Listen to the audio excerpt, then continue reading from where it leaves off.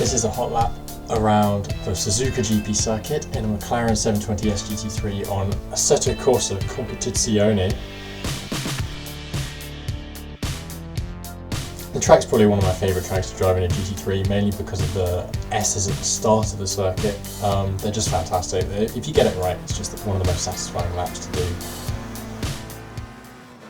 So into the first corner, I found with the GT3 setup I was running at the time, the rear wanted to come round on me, and you can see I catch it slightly here on the first corner, which compromises a little bit of the speed I can carry through, but I'm able to get through pretty unscathed. And here it's quite important to attack each corner, but also stay away from the curbs in some respect. You don't want to kind of bottom the car out on these curbs as you're going through, because obviously the GT3 cars are super low and it'll completely compromise your speed and your turning capabilities.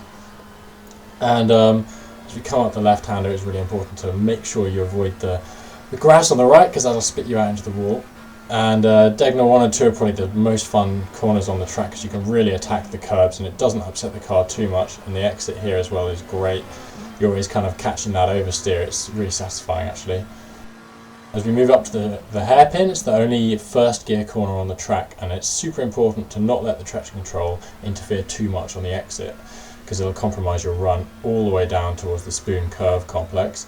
The entire right-hander here is flat out, but obviously quite difficult for overtaking because of the nature that it is curving to the right. And then braking, as we see the escape road on the right, trail braking in to the spoon complex, and again shifting down to second for the late apex so that we can get a good run onto the run down to 130R. It's quite important to get that late apex. It's probably one of the hardest corners on the track because you've got to be quite patient in the build up to it, and the trail braking into the complex is quite difficult as well. So now we're just shifting down to fifth and straight back on the throttle before we get to the chicane, which will round out the end of the lap.